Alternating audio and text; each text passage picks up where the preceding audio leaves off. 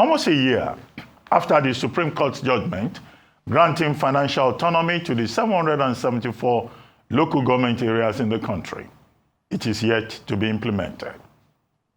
The Attorney General of the Federation and Minister of Justice, Prince Lateef Fagbemi, SAN, has said that any state government that acted contrary to the judgment will face serious consequences.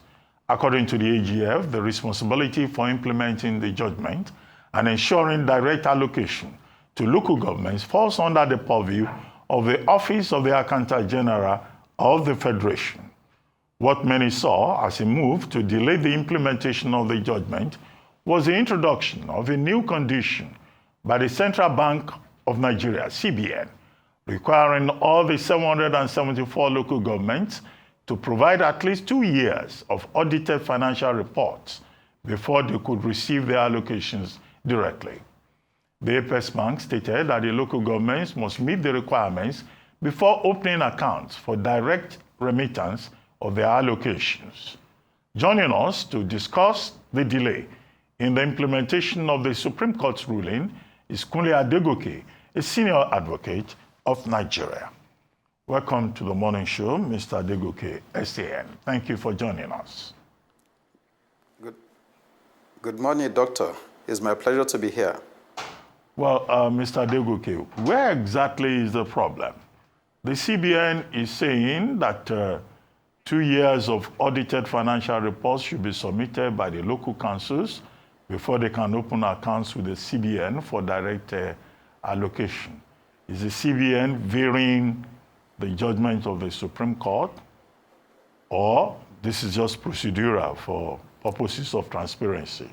2, the affected local councils, 774 of them, and also the commissioners for the budget and finance and planning in the various states, they've come together in what they call a community of practice to work out a framework for how local government councils can get the disbursements. Well, what does this really mean? Framework, apart from what the Supreme Court had ordered, and why 1 year delay? Thank you very much, Doctor, and I greet everybody in the studio. It's my pleasure to be here once again. The issue of local government autonomy and the decision of the Supreme Court vis-à-vis the implementation thereof has become a very turning issue. Insofar as 1 year after the judgment was delivered, it is yet to be implemented. The tendency is then to see the procedure being placed on ground for its implementation as carefully being woven to defeat the judgment itself. The Office of the Attorney General of the Federation has done the needful. The Attorney General of the Federation has gone to court, has succeeded in obtaining a judgment which in implementation will require the Office of the Accountant General and the Central Bank of Nigeria to carry out. And in doing this, it would be unfair to the Office of the Attorney General of the Federation for such a judgment, a landmark judgment that even many in the legal circles believed might not be possible to be obtained because of the nature of the issues raised, for anybody now to attempt to delay the implementation thereof or even defeat its implementation in any form whatsoever. I want to believe that the condition placed on ground by the Central Bank of Nigeria is unwarranted, if not totally illegal. The reason is I am not aware if the state's governments are required to submit 2-year audited reports of their accounts before they could receive their monthly allocations. If that is not applicable to the states, why should it now be a condition for the local governments to receive their allocations? There isn't anything stated in the judgment of the Supreme Court that will require the CBN to put in place a condition of this nature. The Supreme Court has directed that there must be direct allocations to the local governments. And it is pardonable to agree that, okay, if the CBN, as earlier said, that the local governments should open accounts with the CBN so that there could be direct remittances. We could call this maybe something procedural, know your customers, financial regulation and some other things like that. That may be permissible. But with this issue of 2-year audited reports of accounts, I think it is just a hurdle that is unnecessary.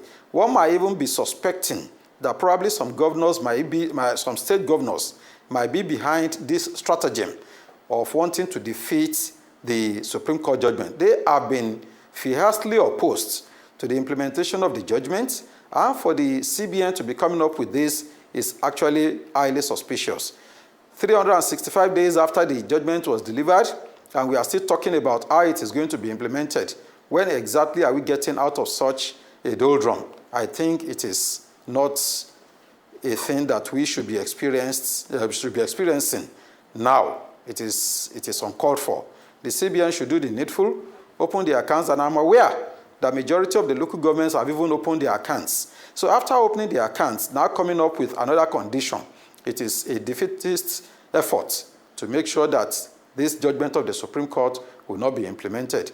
And the Attorney General of the Federation has warned that this will be met with severe consequences because no officer is above the law. Even if the state governors enjoy immunity, the limit to their immunity, everybody will be out of office one day. And whatever we do in office will definitely be called to account at a particular point in time. So the condition placed by the CBN, I don't think it is necessary. And I've not really seen a statutory requirement that placed this directly on the local government before they could access their funds. All right. I'm going to step in at this point because I'm glad you're talking about consequences, because it seems that there are no consequences. This is a ruling from the Supreme Court that was said to have to be met with immediate compliance. But it seems that even though it's obvious to all that that is not happening and there doesn't seem to be genuine will for that to happen, there are no consequences. And again, the local government chairmen seem to be powerless. What do they have, what choices or options do they have within their rights at this present moment? Thank you very much. I'm aware that LGA, the National Union of Local Government Employees as an association, has taken a step in this direction by filing an action, and I'm equally aware that ALGO, Association of Local Governments of Nigeria, has also filed an action at the Federal High Court. While these are steps that are necessary constitutionally to protect their interests, I want to believe that it is more or less trying to reinvent, by forcing the association to reinvent the wheel of accessing the funds that the Supreme Court should be made available to them. Why should there be an action to compel enforcement of a judgment already delivered by the Supreme Court? Why should there be an action to make sure that authorities will do the needful in implementing a judgment already delivered by the Supreme Court, when the Constitution itself, in Section 287, states that implementation of judgments of all courts will be a responsibility of all persons and institutions in Nigeria. CBN is an institution, the Office of the Accountant General is an institution established by the Constitution, and to that extent, they are amenable and obligated to carry out any judgment delivered by a court of law in Nigeria, not to talk of the apex court. In this circumstance, I believe that it might require the intervention of the president to compel the institutions involved to do the needful. I know, and I'm aware that recently the Attorney General of the Federation also issued statements of stern warning, trying to make sure that all institutions involved will carry out their responsibilities. Nothing could be better than what the Attorney General of the Federation has done in this circumstance. And the consequences that the Attorney General spoke about are consequences that are contained in the law. We are not talking about any extrajudicial step being taken by anybody, but whoever is violating the judgment of the Supreme Court must be aware that is running in contempt of the judgment of the Supreme Court.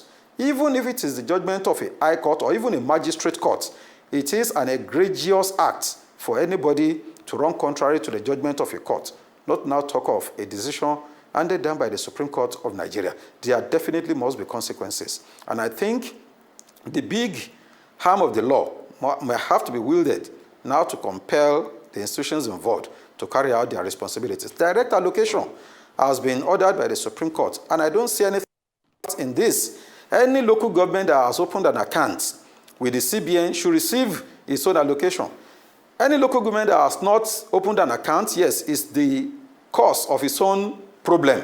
Is the one delaying the receipt of his allocation. I'm aware that some governors are using a kind of force on their local government, the local government officers, to ensure that they will not comply with the requirement of opening an account. But it is not all local governments that are guilty of this. I'm aware that majority of the local governments have already opened their accounts, and after this, we should be hearing news now of local governments having been receiving their funds. The masses are the ones that are suffering because government is meant to be brought closer to the people, and that is why the Constitution established democratically elected local government councils in Nigeria. How do you want us to believe in the judiciary in a country where a Supreme Court gives a judgment 1 year after it's not been effected? It's not a dysfunctional society. So, I mean, please help me make sense of it. Don't say I'm too dramatic. It's not a reflection of a dysfunctional society we live in. I can also count many judgments that the Supreme Court has given that till today has not been effected. Let's go to politics. Look at that of PDP as regards Anyanwu and the likes. God knows what has been done as regards. Look at that about Abure. So it has now gotten to a point in Nigeria that people don't even respect the Supreme Court again. So how can we live in a society where there is no respect for the Supreme Court, that the Supreme Court will give a judgment, it behoves on anybody to enforce it if they want to? Is it not a joke of what the nation has become today? 1 year after, probably next year we'll also come here and still talk about the fact that they've not done the judgments. Eh? Yes, Mr. Rufai, I agree with you. Your anger is not misplaced in any form whatsoever, sincerely, because the highest court of the land is the Supreme Court. And that is an institution that commands very heavy and diverse powers. And to that extent, one will expect that if there is a decision by the Supreme Court, everybody should be on the alert to ensure that such a judgment is immediately carried out. We now have a situation where there are delays, there are direct refusals to implement judgments of the Supreme Court. It shows how very lawless many people in the executive offices could be. Executive offices in this regard is not talking about probably the presidency, because we know that it took the support of the presidency to ensure that the judgment of the Attorney General of the Federation took the step that Prince Fagbemi SAN took to bring that particular case to the Supreme Court. And I am aware that the president on so many occasions even stated that his experience as governor in Lagos State, whereby his administration was denied the allocation due to the states, made him to feel compelled that all institutions in Nigeria must receive their allocations, more so the 3 tiers of government. And if that is coming from the presidency, one will expect that everybody should be ready to carry out their duties and obligations in this regard. We now have a civil service. We have institutions in Nigeria that are not behaving like institutions that desire that society should enjoy any form of progress within the ambit of the law and as mandated by the Constitution.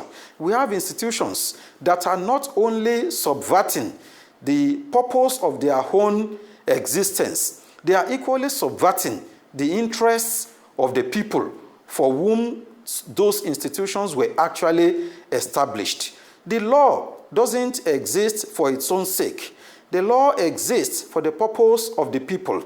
Institutions are established by the law for the purpose of the people. The Constitution itself is not even a constitution that exists qua constitution for its own existence. It exists for the purpose of the interest of the people over whom the Constitution has provided that there must be governance and protection of their interests. And to this extent, one will want to believe that whether CBN, the Office of the Accountant General, the Ministry of Finance, whoever is involved should rather be eager to implement this decision. I don't see how it affects the interest of such institutions personally. Yes, it is understandable if governors are complaining or they are taking steps. It is unpardonable for the governors themselves to want to subvert the Supreme Court judgments, because any one of them that is denied of his own allocation definitely will cry to the high heavens. And why should it now be happening to the local governments? Thank God that there are more funds coming directly to the states now, which justifies why they should be more responsible with their own financial allocations and should not depend on local government allocations that they've been using to subvert the interest of the people before. So at this particular point in time, I believe that the institutions involved will have to be compelled to do the needful. And the Office of the Attorney General of the Federation may have to start looking in this direction, maybe bringing contempt proceedings against officers or organizations within government that are responsible for the delay. That is what I believe. And the president may have to even wield the big stick by making sure that such officers who are established to be responsible for this delay will be shown the way out. And it's even going to be a financial crime for anybody to engage in this kind of a process. And the EFCC and such organizations, anti-corruption organizations, may have to be brought in. Okay. Mr. Adegoke is here. The Supreme Court was very clear in affirming that local councils represent an independent tier of government in Nigeria. But we all know, and you have also adumbrated the point, that these state governors have been threatening the local council chairmen not to open any account. Now the Attorney General of the Federation has said, oh, there will be consequences if any state government does not comply. What consequences in specific terms? What penalties exist anywhere that these governors can possibly face? You have said they enjoy immunity, right? So what consequences? We need to be very specific. And then secondly, the same Attorney General, I think, is the one who recommended, apart from the central bank, that these 774 local governments should have uniform accounts. How is it possible for 774 local governments to have a uniform accounts for disbursement from the Supreme Court? That was not part of the Supreme Court ruling, or was it? But I'm more interested in what consequences. Otherwise, we'll be on this matter for the next 1 year, and nothing will happen. Yes. And the governors who have immunity will be threatening local government chairmen. And these local government chairmen and their councillors, they are houseboys of these governors. Politically speaking, that is. Right. I believe it is a very complex situation to some extent, because we have agencies, we have individuals and government officials who are trying to frustrate the implementation of the judgment that it might be difficult to proceed against. For instance, while a governor enjoys immunity for the period that he is in office, we cannot wait until he is out of office before the judgment of the Supreme Court can be implemented.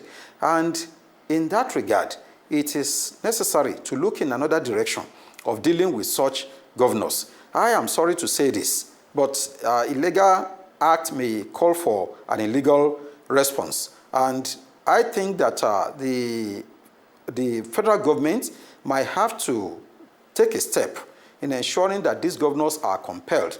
An average governor in Nigeria cannot survive. No state government can survive without the allocation from the federation. If monthly allocations of the state government are withdrawn, I'm sure that definitely there will be immediate, you will see reactions. And in that regard, they will be compelled to allow the local governments to breathe. They will allow them to function. If such a step is not taken, I don't see any, because there is no provision in any statute that says, because yes, the federating units in Nigeria are the federation and the 36 states. Now with the local government as the third tier, yes, they form a sub-entity in the federation, in the scheme of arrangement of federalism too in Nigeria. And to that extent, one will want to expect that these levels of government, these tiers of government, maintain some measure of independence, but they are still dependent on one another as stipulated by the Constitution. Mr. Adegoke, Right. I agree with you that it's really complex, because what you are recommending, what I'm hearing, is that you are saying one illegality should be corrected with another form of illegality. And then the Nigerian government should swim in illegality. No, that's the summary of what you have just said. That is where we are coming to. I don't see how the Attorney General doesn't even have the power. Doesn't have the power to remove a governor. The president doesn't have the power to remove a governor. The House of Assembly, that would have been where there could have been allegation of gross misconduct, pursuant to which there could be the process of removal against a governor. Such House of Assembly are working in tandem with the governor. Majority of them are there at the sponsorship of the governor. And the governor most of the governors enjoy the solidarity, camaraderie of these people who were sponsored into offices by the governor. There is no way one will expect such a House of Assembly to commence impeachment proceedings against their masters. Mr. Adegoke, I have a shambolic and funny solution to your problem. State of emergency. Oh, great. It's all right. But you are right. It's a very complex situation where the rule of law, is suspended. Illegality to address illegality to address illegality. Quite an interesting country. Thank you very much, Kunle Adegoke, SAN, for joining us.